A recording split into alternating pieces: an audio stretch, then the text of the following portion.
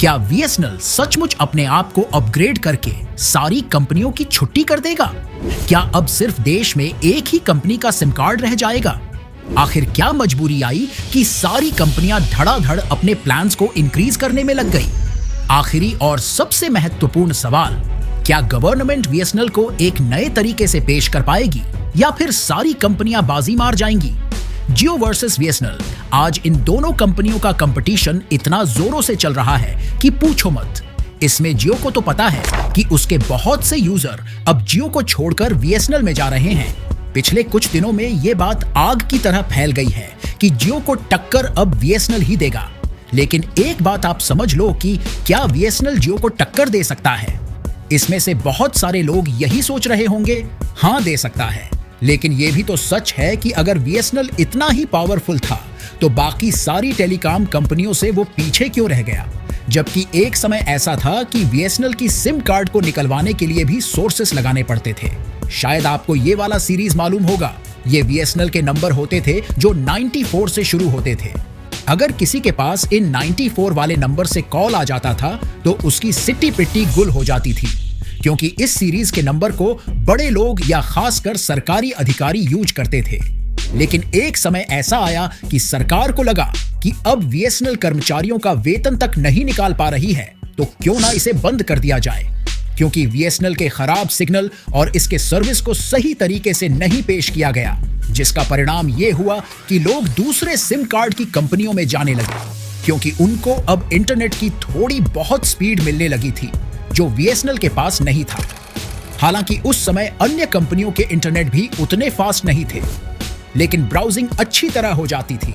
लेकिन इतना काम तो बीएसएनएल भी कर सकता था, लेकिन उसने अपने सर्विस को नहीं बढ़ाया। लेकिन आज का माहौल कुछ अलग ही निकल कर आ रहा है। तो चलिए देख लेते हैं कि बीएसएनएल की वो कौन सी मजबूरी है जो अपने आप को आज तक अपग्रेड नहीं कर पाया। बीएसएनएल एक ऐसा नाम जो आज से पहले अगर कोई इस सिम को खरीदने की बात करता तो लोग उसका मजाक बनाने लगते। लेकिन शायद आपको मालूम नहीं है कि जिस जियो के आने के कारण सारी कंपनियों के उपभोक्ता इसमें खींचे चले आए, वो कंपनी कमाई के मामले में बीएसएनएल से काफी पीछे है। साल 2000 से 2008 तक बीएसएनएल ने 46,000 करोड़ से ज्यादा का प्रॉफिट कमाया था। इतना ही नहीं, साल 2004 में बीएसएनएल ने 10,000 से भी ज्यादा की कमाई की थी, जबकि साल 2021 में जियो की कमाई 12,000 करोड़ थी। लेकिन उस जमाने के हिसाब से बीएसएनएल का प्रॉफिट जियो से काफी ज्यादा था। इसका सबसे बड़ा कारण यह था कि बीएसएनएल ने देश के कोने कोने में अपने नेटवर्क का जाल फैला रखा था और लोगों को सस्ती कॉल प्रोवाइड करा रहा था। इसके अलावा सरकारी कंपनी होने के बावजूद लोग इस पर ज्यादा ट्रस्ट कर रहे थे। अब आप यही सोच रहे हो कि जब इतना सब कुछ था तो ये क्यों इतने लॉस में चला गया। आपकी जानकारी के लिए बता दूं कि बीएसएनएल अपनी सर्विस की वजह से नहीं डूबी, बल्कि इसे जानबूझकर डुबाया गया था, जो आज भी उसकी भरपाई कर रही है। बीएसएनएल ने 2000 में अपना कारोबार बढ़ाया और 2002 में 2G मोबाइल और 2005 में ब्रॉडबैंड सर्विस और 2010 में 3G मोबाइल सर्विस को लॉन्च किया।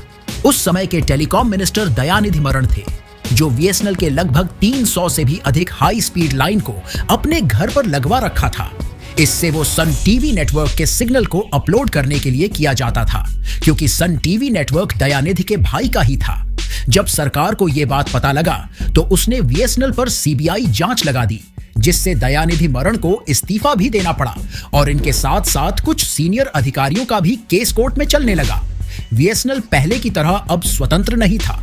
उसे अब हर बजट और कुछ नया काम करने से पहले सीबीआई जांच से होकर गुजरना पड़ रहा था, जिसका परिणाम यह हुआ कि उसकी सर्विस में धीरे धीरे कमी आने लगी। फाइनेंशियल ईयर 2009 से 2010 तक वह साल जब बीएसएनएल के घाटे में जाने की शुरुआत हुई। यह पहला साल था जब बीएसएनएल को घाटा हुआ था। बाजार में रिलायंस और एयरटेल जैसे प्राइवेट प्लेयर्स की एंट्री हो चुकी थी। अब जमाना बदल चुका था। फोन्स की जगह स्मार्टफोन का चलन बहुत तेजी के साथ बढ़ रहा था।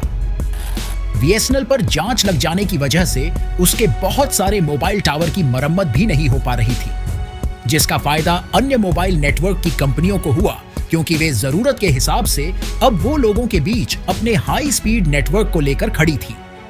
2022 तक बीएसएनएल को सरकार द्वारा 2 बार मदद दिया जा चुका था, लेकिन इसमें से ज्यादातर पैसे का खर्च सरकारी कर्मचारियों पर किया गया, क्योंकि कर्मचारी तो बहुत थे इस कंपनी के पास।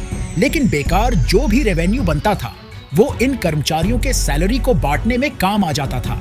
जहां बीएसएनएल के पास 1 लाख कर्मचारी होते थे, तो उतने ही एरिया में अन्य नेटवर्क कंपनियों के पास सिर्फ 25 से 30 हजार कर्मचारी इन सेवाओं को बेहतर ढंग से दे रहे थे।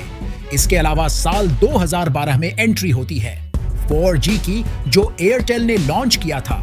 लोगों को अब ब्राउजिंग के साथ साथ स्ट्रीमिंग का आनंद मिल रहा था, तो लोगों ने उन नेटवर्क कंपनियों का पीछा किया जिनके पास तेज स्पीड वाली इंटरनेट मौजूद थी, जिसमें वोडाफोन आइडिया के साथ साथ अन्य कंपनियां मौजूद थी।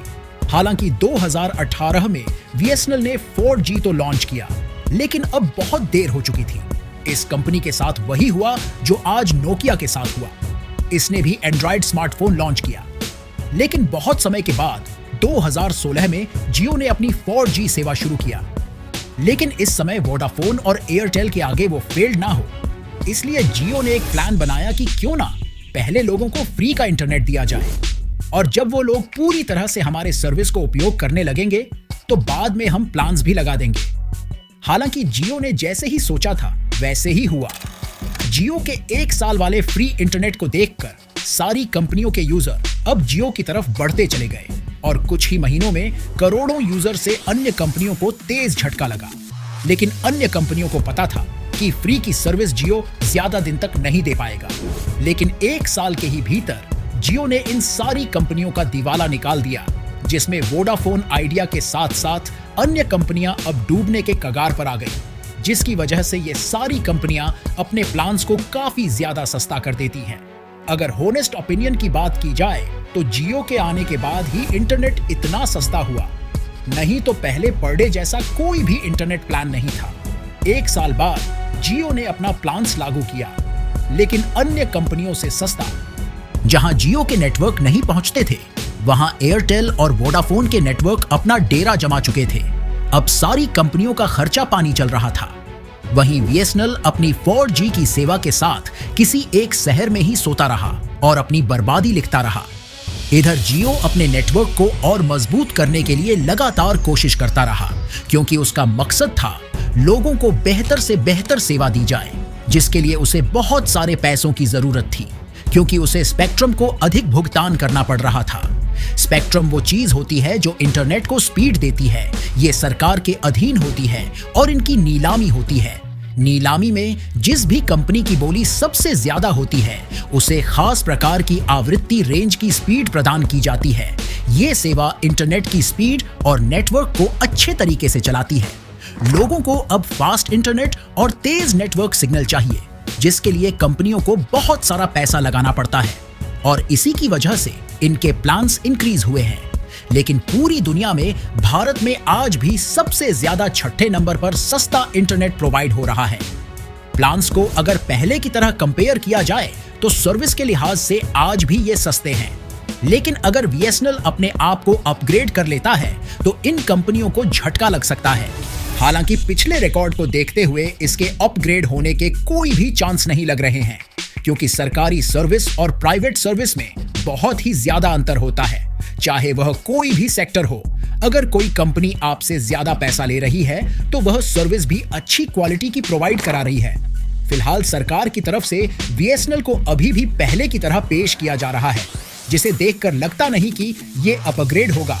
लेकिन आपको क्या लगता है, क्या ये फिर से अपग्रेड होगा और सारी कंपनियों की छुट्टी कर देगा? आप अपनी राय कमेंट बॉक्स में जरूर दें। वीडियो पसंद आया हो तो एक लाइक जरूर करें।